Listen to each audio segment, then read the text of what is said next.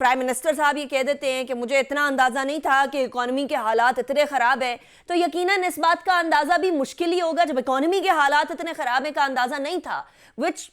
may make complete sense. لیکن اگر اس بات کا اندازہ نہیں تھا تو اس چیلنجز کا اندازہ بھی لگانا مشکل ہی ہوگا کہ حکومت جب آئے گی تو کتنے کلہاڑے آپ کے اپنے پاؤں پہ آپ لوگوں کی طرف سے ہی لگائے جائیں گے، اور ایسی صورتحال میں جہاں اکانومی اور دہشت گردی جو سر اٹھا رہی ہے وہ آپ لوگوں کی توجہ کی طلبگار ہے، وہاں پنجاب محور سیاست بنا ہوا ہے، یہ بات کیا معقول لگتی ہے شیلا صاحبہ ایک سیاستدان کے طور پر بھی اور ایک پاکستانی کے طور پر بھی؟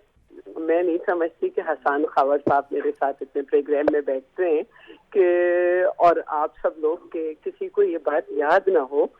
کہ منسٹر جو تھے پی ٹی آئی کے، خاص طور پہ فائنینس منسٹر اور ہوم منسٹر، ان کے سٹیٹمنٹس،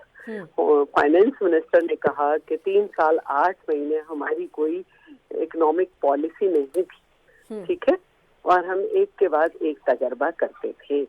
دوسرے ہوم منسٹر نے کہا کہ ہمیں پتا تھا کہ ہماری حکومت جانے والی ہے تو ہم نے اکانومی پر جو ہے بارودی سرنگیں بچھا دی۔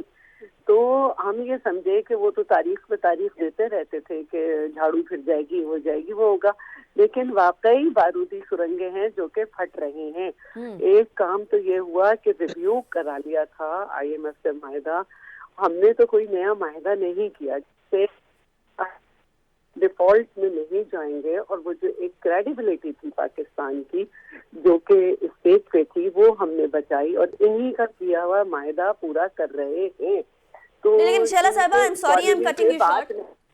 I'm cutting you short. Dar صاحب نے کہا تھا وہ 4 ارب روپے لے آئیں گے دوست ممالک سے 2 ہفتے میں، 2 ہفتے 2.5 ہفتے کا ٹائم دیا تھا، اب کافی وقت گزر گیا ابھی تک پیسے نہیں آئے شیلا صاحبہ۔ ٹھیک ہے، ہاں بالکل صحیح کہہ رہی ہیں آپ۔ تو پہلے بات تو میں یہ بتا دوں کہ پی ٹی آئی کے لوگوں سے اس پہ بات نہیں کیا کریں، اور نہ ہی ان کو یہ دعویٰ کرنا چاہیے، کیونکہ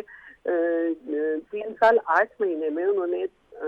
43.4 ارب ڈالر قرضہ لیا ہے، جو 2 حکومتوں نے 10 سال میں بھی اتنا نہیں لیا تھا۔ تو یہ ان کے بنائے ہوئی بارودی سرنگیں پھٹ رہی ہیں جو انہوں نے بارودی سرنگیں بچھائی ہیں۔ اب رہی بات ڈار صاحب کی، تو دیکھیے دوست ممالک نے بات ضرور کی ہے، اور اس میں کچھ فرق بھی آیا ہے کہ ہم یہ کہہ سکتے ہیں کہ چائنا نے اپنے قرضے مؤخر کیے ہیں، سعودی عرب سے بھی ہمیں ایک سسٹم شروع ہو رہا ہے، اور اے ڈی پی ورلڈ بینک سے بھی ہمیں جو ہے 50 کروڑ ڈالر جاری کیے گئے ہیں، لیکن ہر چیز میں ایک وقت ضرور آ رہا ہے۔ انٹرنیشنلی بھی جو ہے آپ پوری دنیا کی معیشت کو دیکھ رہے ہیں، تو جہاں پہ سنگین تر ہے وہاں تو ہوگا، لیکن اگر کوئی یہ سمجھتا ہے کہ پی ٹی آئی کے پاس معیشت کا حل ہے تو وہ جو 200 ماہر معاشیات تھے وہ کہاں گئے؟ پیپلز پارٹی کے سارے منسٹرز کیوں لیے تھے؟ اتنا قرضہ کیوں لیا؟